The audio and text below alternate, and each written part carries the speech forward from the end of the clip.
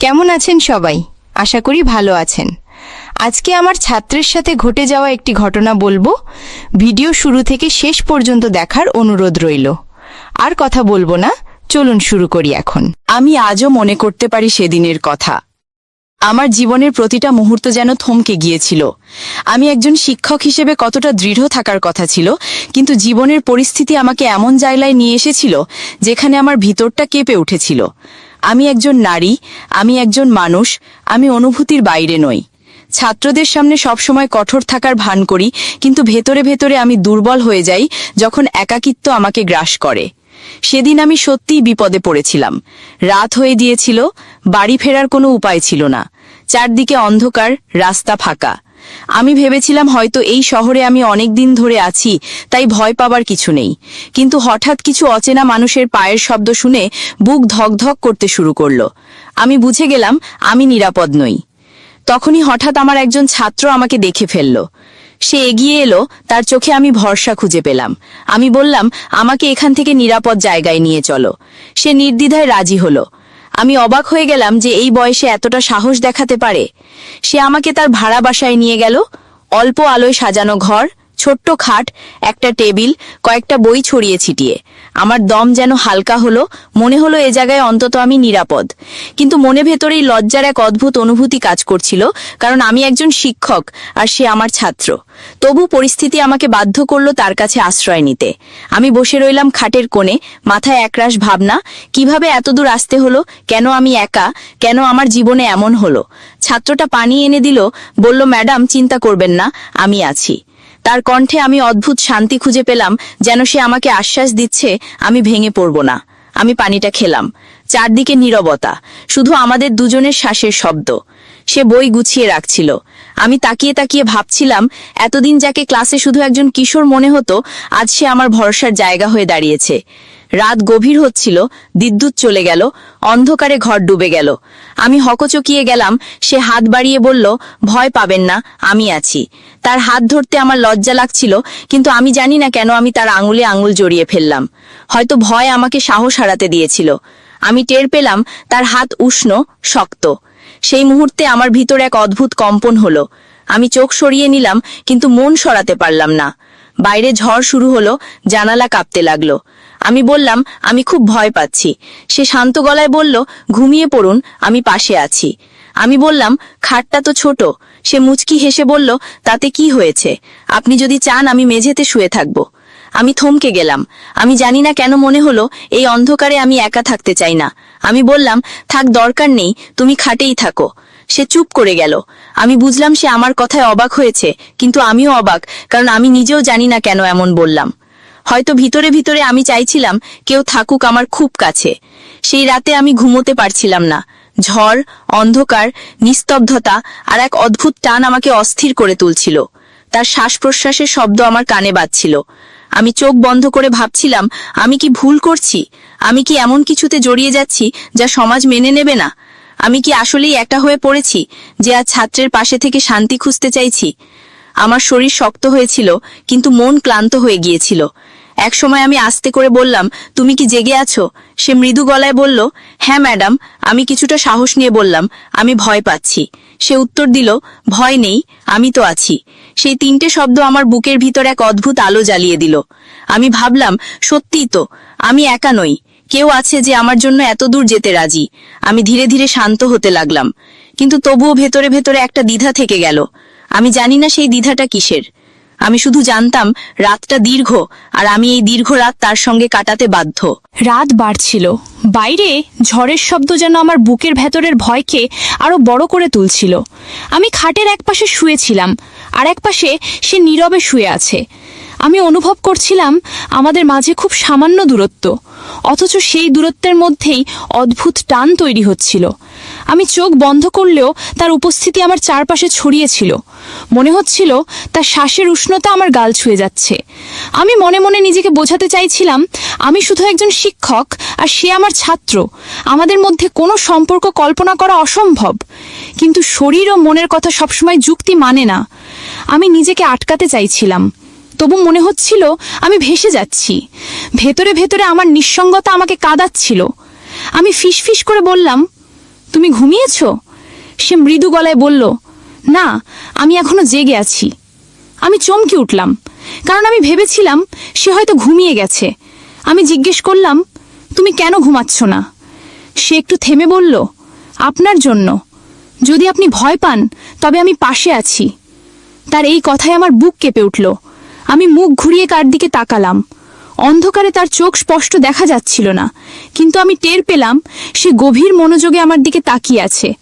সেই মুহূর্তে আমার শরীর গরম হয়ে উঠল। আমি জানি না এটা ভয়ের জন্য নাকি অন্য কিছুর জন্য। আমি কেঁপে উঠে বললাম, তুমি কি ভাবছ? সে আস্তে করে উত্তর দিল, কিছু না, শুধু চাইছিলাম আপনি শান্ত থাকুন। আমি ঠোঁট কামড়ে নিলাম, কারণ মনে হচ্ছিল এই শান্তির ভেতরেই ঝড় লুকিয়ে আছে। আমি হাত মুঠো করে চেপে ধরলাম যাতে আমার কম্পন বোঝা না যায়। কিন্তু হঠাৎ বিদ্যুতের আলো ফিরে এলো। ঘর হালকা উজ্জ্বল হলো। আমি তড়িঘড়ি করে চোখ বন্ধ করে নিলাম, যেন ঘুমিয়ে আছি। কিন্তু আমি জানতাম সে বুঝে ফেলেছে আমি জেগে আছি। আমার মনে হচ্ছিল ঘরের প্রতিটা শব্দ বড় হয়ে বাজছে। তার শ্বাস, বাতাসের দোলা, জানালার কাঁপুনি, সবকিছু মিলিয়ে আমার মন উথাল পাথাল করছিল। আমি ভেবে পাচ্ছিলাম না আমি কেন এত অস্থির হয়ে পড়েছি। আমি তো একজন দায়িত্বশীল শিক্ষক, আমাকে তো দৃঢ় থাকার কথা, কিন্তু এই ছোট্ট ঘরে আমি নিজেকে খুব দুর্বল লাগছিল। আমি আস্তে করে বললাম, যদি আমি সত্যি ভয় পাই তবে তুমি কি আমাকে ছেড়ে যাবে? সে দেরি না করে বলল, না, আমি কখনো আপনাকে ছেড়ে যাব না। সেই উত্তর আমার বুক কাঁপিয়ে দিল। আমার চোখে জল চলে এলো। আমি চেষ্টা করলাম লুকোতে, কিন্তু গাল ভিজে উঠল। সে বুঝতে পেরে আস্তে করে বলল, আপনি কাঁদছেন কেন? আমি চুপ করে থাকলাম, কারণ আমার কাঁদার আসল কারণ আমি নিজেই বুঝে উঠতে পারছিলাম না। হয়তো একাকিত্ব, হয়তো ভরসা পাওয়ার আনন্দ, হয়তো অদ্ভুত এক টান। আমি কিছু বলতে পারিনি, শুধু চোখ মুছতে থাকলাম। সে তখন হালকা কঞ্চে বলল, যদি চান আমি আপনার হাতটা ধরে থাকি যাতে আপনি ভয় না পান। আমি দ্বিধায় পড়ে গেলাম, কিন্তু জানি না কেন আমি হাতটা বাড়িয়ে দিলাম। সে আস্তে করে আমার হাত ধরল। তার হাত উষ্ণ, দৃঢ়। সেই স্পর্শে আমি কেঁপে উঠলাম। মনে হচ্ছিল যেন ভেতরের সব ভয়, সব একাকিত্ব মুহূর্তেই গলে যাচ্ছে। আমি আর হাত ছাড়ালাম না। আমি টের পেলাম আমি তাকে আঁকড়ে ধরছি, যেন এই পৃথিবীতে আর কাউকে চাই না, শুধু তাকে চাই। আমি জানি এটা বলা বা ভাবা ভুল, তবু সেই মুহূর্তে ভুল সঠিকের হিসাব আমি ভুলে গিয়েছিলাম। আমি শুধু অনুভব করছিলাম একজন নারী হিসেবে আমি কতটা শূন্য হয়ে আছি, আর সে কিভাবে সেই শূন্যতাটা ভরিয়ে দিচ্ছে। রাত তখন আরো গভীর। আমাদের চারপাশে কেবল নিস্তব্ধতা আর একে অপরের উপস্থিতি। আমি ভাবছিলাম হয়তো ভোর হলে সবকিছু স্বাভাবিক হয়ে যাবে। আমি আবার শিক্ষক হয়ে যাব, সে আবার ছাত্র হয়ে যাবে। কিন্তু অন্তত এই মুহূর্তটা আমি ভোলার মতো নয়। এই মুহূর্তে আমি স্বীকার করছিলাম আমি আর একা নই। আমি অনুভব করছিলাম তার পাশে থাকার মানে কেবল নিরাপত্তা নয়, এর ভেতরে লুকিয়ে আছে অদ্ভুত এক আবেগ, এক অচেনা টান যা আমার হৃদয়কে কাঁপিয়ে তুলছিল। আমি চোখ বন্ধ করলাম, কিন্তু মনে মনে বললাম, এই রাত হয়তো আমার জীবনের মোড় ঘুরিয়ে দেবে। ভোরের আলো ধীরে ধীরে জানালা দিয়ে ভেতরে ঢুকছিল। আমি চোখ খুলে দেখি এখনো তার হাত আমার হাতে।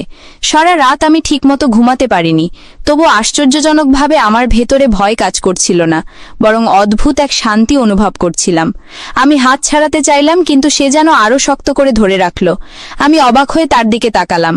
সে তখনও ঘুমাচ্ছিল, তার মুখে শিশুসুলভ শান্তি, অথচ সেই মুখই গতরাতে আমার সব ভয় দূর করেছিল। আমি আস্তে করে হাত টেনে নিলাম, কিন্তু মনে হচ্ছিল হাতটা ফাঁকা হয়ে গেল। আমি উঠে বসে জানালা দিয়ে বাইরের আকাশ দেখতে লাগলাম। মনে হচ্ছিল এই আকাশটা যেন আমার মনের মতোই উন্মুক্ত হয়ে গেছে। আমি ভাবছিলাম, আমি কি সত্যিই ভুল করেছি? আমি কি সত্যিই সীমা ভেঙে ফেলেছি? কিন্তু আবার মনে হচ্ছিল না, কারণ এখানে কোনো খারাপ কিছু হয়নি, শুধু ভরসা আর নিরাপত্তা পেয়েছি। হয়তো একটু বেশিই পেয়েছি। আমি দীর্ঘশ্বাস ফেললাম। হঠাৎ সে চোখ মেলে তাকালো। আমাকে বসে থাকতে দেখে মুচকি হাসল। বলল, আপনি কি সারা রাত জেগেছিলেন? আমি ঠোঁট কামড়ে বললাম, না, তবে খুব একটা ঘুম হয়নি। সে উঠে বসল, বলল, আজকে আমি আপনাকে বাসায় পৌঁছে দেব। আমি মাথা নাড়লাম, কিন্তু মনে হচ্ছিল আমি এখনো এখানে কিছুটা সময় থাকতে চাই, হয়তো কারণ আমি আবার একা হয়ে যাবার ভয়ে ছিলাম। সে পানি খেতে গেল। আমি তার ঘরটা চারপাশে দেখতে লাগলাম। দেয়ালে কিছু পোস্টার, টেবিলে ছড়িয়ে থাকা বই, কয়েকটা নোট, সবকিছু এত সাধারণ অথচ এত আপন মনে হচ্ছিল। আমি ভেবে পেলাম না কেন এত আপন লাগছে। সে ফিরে এসে বলল, ম্যাডাম, আমি জানি গত রাতটা আপনার জন্য কঠিন ছিল, কিন্তু আমি খুশি আমি আপনাকে নিরাপদ রাখতে পেরেছি। আমি তার দিকে তাকালাম, বললাম, তুমিই তো আমার সাহস হয়ে উঠেছিলে, না হলে আমি জানি না কি হতো। সে একটু চুপ করে বলল, আমি সবসময় চাইবো আপনি যেন নিরাপদ থাকেন। আমার ভেতরটা কেঁপে উঠল। এই বয়সী ছেলের কণ্ঠে একটু আন্তরিকতা আমি আশা করিনি। আমি বললাম, তুমি কি জানো তোমার এই যত্ন আমাকে কতটা স্পর্শ করেছে? সে নিচু স্বরে বলল, আমি শুধু চাই আপনি আমার উপর ভরসা রাখুন। আমি চমকে উঠলাম, কারণ তার চোখে আমি এমন কিছু দেখলাম যা সাধারণ ছাত্র শিক্ষকের সম্পর্কের বাইরে। আমি মাথা ঘুরিয়ে নিলাম, কিন্তু মন ফিরিয়ে নিতে পারলাম না। আমি জানতাম আমি এক অদ্ভুত সীমানায় দাঁড়িয়ে আছি। আমি চাইলে এটাকে এড়িয়ে যেতে পারি, আবার চাইলে ডুবে যেতে পারি। আমি চুপ করে গেলাম, শুধু মনে মনে বললাম, আমি কি পারবো সব সামলাতে? আমি কি পারবো নিজেকে আটকাতে? কারণ আমার ভেতরে একটা অংশ ধীরে ধীরে দুর্বল হয়ে যাচ্ছিল। আমি ভেবেছিলাম সময়ের সঙ্গে সব ঠিক হয়ে যাবে, কিন্তু বাস্তবতা হলো সময় যত এগোচ্ছিল টান তত গভীর হচ্ছিল। আমি বুঝে যাচ্ছিলাম আমি শুধু ভরসা খুঁজছি না, আমি অজান্তেই অন্য কিছু খুঁজছি, যা বলা যাবে না, স্বীকার করা যাবে না, তবু অস্বীকার করাও সম্ভব না। আমি সেই মুহূর্তে বুঝে গিয়েছিলাম আমার জীবন আর আগের মতো থাকবে না, কারণ এই ছাত্র আমাকে এমন কিছু অনুভূতি দিয়েছে যা আমি অনেকদিন ধরে হারিয়ে ফেলেছিলাম। ভেতরে ভেতরে আমি স্বীকার করছিলাম আমি তার প্রতি টান অনুভব করছি, যদিও মুখে কিছু বলিনি, তবু আমার চোখ, আমার নীরবতা সব বলে দিচ্ছিল। আর সে কি তা বুঝতে পারছিল না? হয়তো বুঝছিল, হয়তো না, কিন্তু আমি জানতাম এই গল্প এখানেই শেষ নয়, এ কেবল শুরু। সেদিন সকালটা আমার জীবনের অন্য সকালগুলোর মতো ছিল না। মনে হচ্ছিল রাতের ঘটনার পর আমি আর আগের মতো নেই। আমি যখন বের হতে প্রস্তুত হচ্ছিলাম, তখন সে আমার দিকে তাকিয়ে আসতে বলল, আপনি যদি ক্লান্ত থাকেন তবে কিছুক্ষণ বিশ্রাম নিয়ে যেতে পারেন। আমি চুপ করে তার দিকে তাকিয়ে রইলাম। আমি জানতাম সে যত্ন করছে, কিন্তু মনে হচ্ছিল এই যত্নের ভেতরে আরও কিছু লুকিয়ে আছে। আমি আস্তে করে বললাম, না, আজ আমাকে যেতে হবে, না হলে সবাই চিন্তা করবে। সে মাথা নেড়ে রাজি হলো, তবে তার চোখে এক অদ্ভুত হতাশা দেখলাম। আমি সেটা বুঝতে পেরেও কিছু বললাম না। আমি বের হবার আগে সে দরজার কাছে এসে দাঁড়ালো, যেন আমাকে একা ছাড়তে চাইছিল না। আমি হাসার চেষ্টা করলাম, বললাম, এত চিন্তা করো না, আমি সামলে নেব। সে মৃদুস্বরে বলল, জানি, তবুও মনে হয় আপনাকে একা ছেড়ে দিলে কিছু একটা ভুল হয়ে যাবে। আমি অবাক হয়ে তার মুখের দিকে তাকালাম। এত অল্প বয়সে এত আবেগ, এত ভরসা কিভাবে তৈরি হলো? আমার মনে হচ্ছিল আমি তার চোখের গভীরে ডুবে যাচ্ছি। তবু আমি মুখ ঘুরিয়ে নিলাম, নিজেকে শক্ত করার চেষ্টা করলাম, কারণ আমি জানি সমাজ আমাকে ক্ষমা করবে না যদি আমি দুর্বল হই। আমি যখন বাড়ি ফিরলাম তখন সবার কাছে স্বাভাবিক থাকার ভান করলাম, কিন্তু ভিতরে ভিতরে আমি অন্যরকম হয়ে গিয়েছিলাম। আমার চোখের সামনে বারবার ভেসে উঠছিল তার মুখ, তার কণ্ঠ, তার হাতের উষ্ণতা। আমি চেষ্টা করছিলাম ভুলে যেতে, কিন্তু যতই চেষ্টা করি ততই মনে হচ্ছিল আমি গভীরে টেনে নিচ্ছি নিজেকে। দিন কেটে যাচ্ছিল। ক্লাসে যখনই তাকে সামনে দেখতাম তখনই বুকের ভেতর কেমন অস্থির হয়ে উঠত। আমি কঠিন হবার ভান করতাম, যেন কিছু হয়নি, কিন্তু সে বুঝে ফেলত। তার দৃষ্টিতে আমি স্পষ্ট বুঝতে পারতাম সে আগের মতো ছাত্র নেই। আমাদের মধ্যে অদ্ভুত এক নীরব বোঝাপড়া তৈরি হয়ে গেছে। কোনো কথা ছাড়াই আমরা একে অপরের মনের ভেতরের ঝড় বুঝতে পারছিলাম। আমি মাঝে মাঝে নিজেকে বোঝাতাম আমি শিক্ষক, আমার দায়িত্ব পড়ানো, এ ধরনের আবেগ আমাকে মানায় না। কিন্তু রাতে একা হলে সেই বোঝানো সব ভেঙে পড়ত। তখন মনে হতো যদি আবার সেই রাতের মতো তার হাত ধরে রাখতে পারতাম, তাহলে হয়তো এই একাকিত্ব আমাকে এতটা কষ্ট দিত না। আমি জানতাম আমি বিপজ্জনক এক পথে হাঁটছি, কিন্তু থামতে পারছিলাম না। একদিন হঠাৎ সে ক্লাস শেষে আমার সামনে এসে দাঁড়ালো। নিচু স্বরে বলল, ম্যাডাম, আমি কি আপনার সাথে একটু কথা বলতে পারি? আমি দ্বিধায় পড়ে গেলাম, তবুও রাজি হলাম। আমরা নির্জন করিডোরে দাঁড়ালাম। সে ধীরে ধীরে বলল, আমি জানি আমার এমন বলা উচিত নয়, তবুও বলতে চাই, আমি আপনাকে নিয়ে চিন্তা করি, আপনার জন্য দুশ্চিন্তা হয়। আমি অবাক হয়ে গেলাম। এমন সরল স্বীকারোক্তি আমার ভেতরের সব শক্ত দেয়াল ভেঙে দিল। আমি কিছু বলতে পারিনি, শুধু চোখ নামিয়ে নিলাম। সে এগিয়ে এসে বলল, যদি কখনো মনে হয় একা হয়ে যাচ্ছেন তবে আমাকে ডাকবেন। আমি আবারও অবাক হলাম, কারণ সেই মুহূর্তে মনে হচ্ছিল আমি আসলেই তাকে চাই। আমি চুপ করে মাথা নেড়ে সায় দিলাম, কিন্তু ভিতরে ভিতরে আমার হৃদয় কাঁপছিল। আমি জানতাম আমি তাকে আটকাতে পারবো না, কারণ এই টান দিনে দিনে আরো গভীর হয়ে যাচ্ছে। আমি জানতাম সামনে যা আসছে তা সহজ হবে না, তবু আমি তার কাছে হার মানছিলাম। আমার মনের ভেতরে আমি স্বীকার করছিলাম আমি আর কেবল শিক্ষক নই, আমি একজন নারী। আর সেই নারী তার কাছে হারিয়ে যাচ্ছে। দিনগুলো কেটে যাচ্ছিল, কিন্তু আমার ভেতরের অস্থিরতা থামছিল না। আমি যতই দূরে থাকার ভান করতাম ততই সে কাছে চলে আসতো। মনে হচ্ছিল আমাদের মাঝে এক অদৃশ্য সেতু তৈরি হয়ে গেছে, যেটা আমরা কেউ ভাঙতে পারছি না। একদিন ক্লাস শেষে আমি খুব ক্লান্ত হয়ে পড়েছিলাম। সারাদিন নানা চিন্তায় মাথা ঘুরছিল। ছাত্ররা সবাই চলে যাওয়ার পর সে এগিয়ে এসে বলল, ম্যাডাম, আপনি ঠিক আছেন তো? আমি বললাম, হ্যাঁ, কিন্তু কণ্ঠে দুর্বলতা লুকাতে পারলাম না। সে ব্যাগ নামিয়ে আমার সামনে দাঁড়ালো, চোখে চোখ রাখলো, বলল, আমি বুঝতে পারছি আপনি কষ্টে আছেন। আমি হঠাৎ নিজেকে সামলাতে না পেরে বসে পড়লাম। সে তাড়াতাড়ি পানির বোতল এনে দিল। আমি পানি খেতে খেতে ভাবছিলাম, এই ছেলেটা কিভাবে আমার প্রতিটা দুর্বলতা বুঝে ফেলে। আমি তাকাতে চাইছিলাম না, তবুও তার চোখের ভেতর টানছিল আমাকে। আমি আস্তে বললাম, তুমি কেন এত চিন্তা করো আমার জন্য? সে এক মুহূর্ত চুপ করে থেকে বলল, কারণ আপনি শুধু শিক্ষক নন, আপনি আমার কাছে এর চেয়ে অনেক বেশি কিছু। আমি চমকে গেলাম। মনে হলো বুকের ভেতর কাঁপন ধরল। আমি তার কথার উত্তর দিতে পারছিলাম না। আমি শুধু তাকিয়ে রইলাম। আমার চোখের নীরবতা হয়তো সব বলে দিচ্ছিল। সে ধীরে ধীরে বলল, আমি জানি সমাজ এটা মেনে নেবে না, তবু আমি চাই আপনি জানুন আমার অনুভূতি সত্যি। আমি কেঁপে উঠলাম, কারণ এই স্বীকারোক্তির জন্য আমি প্রস্তুত ছিলাম না। অথচ আমার ভেতরের এক অংশ যেন এটাই শুনতে চাইছিল। আমি ঠোঁট কামড়ে চুপ রইলাম। তারপর বললাম, তুমি এখনো ছোট, এসব ভেবো না। কিন্তু আমি জানতাম আমার কণ্ঠে দৃঢ়তা নেই। সে মাথা নেড়ে বলল, আমি ছোট হতে পারি, কিন্তু আমার অনুভূতি ছোট নয়। আমার নিঃশ্বাস বন্ধ হয়ে গেল। আমার মনে হচ্ছিল আমি এক ভয়ঙ্কর সীমানার কাছে দাঁড়িয়ে আছি। আমি যদি এক পা এগোই তবে আর ফেরা সম্ভব হবে না, কিন্তু পা থামাতেও পারছিলাম না। আমি বাড়ি ফিরে সারা রাত ঘুমাতে পারলাম না। তার চোখ, তার কথা, তার হাত সব ভেসে উঠছিল। আমি জানতাম আমি দুর্বল হয়ে যাচ্ছি। আমি জানতাম আমি আটকাতে পারবো না। আর পরের দিনই সেটা প্রমাণ হলো। আমি হঠাৎ অসুস্থ হয়ে পড়লাম, মাথা ঘুরে পড়তে যাচ্ছিলাম। সে তাড়াতাড়ি আমাকে ধরে ফেলল। তার হাতে ভর দিয়ে দাঁড়ালাম। সেই মুহূর্তে মনে হলো আমি যদি ছেড়ে দিই তবে সে আমাকে বাঁচিয়ে রাখবে। আমি চোখ বন্ধ করে বললাম, আমাকে ছাড়ো না। সে আস্তে উত্তর দিল, কখনো ছাড়ব না। আমি থরথর করে কেঁপে উঠলাম। আমার চোখে জল চলে এলো। আমি বুঝে গেলাম আমি আর লুকাতে পারবো না। আমি তার কাছে হেরে গেছি।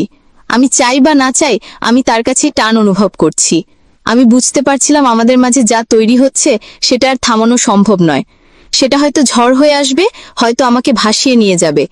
তবু আমি আর আটকাতে চাইছিলাম না। আমি কেবল ভেতরে ভেতরে বলছিলাম, যদি এই পথ ভুল হয় তবে আমি সেই ভুলে হারিয়ে যেতে চাই। আমি জানি না ঠিক কোন মুহূর্ত থেকে আমি নিজেকে আর অস্বীকার করতে পারছিলাম না। আমি বুঝে গিয়েছিলাম আমার মনের গভীরে সে জায়গা করে নিয়েছে। আমি যতই শিক্ষক হওয়ার মুখোশ পরে থাকি, ততই ভেতরে ভেতরে নারী হয়ে উঠছিলাম। একদিন সন্ধ্যায় বৃষ্টি শুরু হয়েছিল।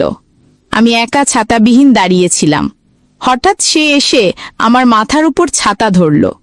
আমি তাকিয়ে তার চোখে ভরসা আর ভালোবাসা দেখলাম।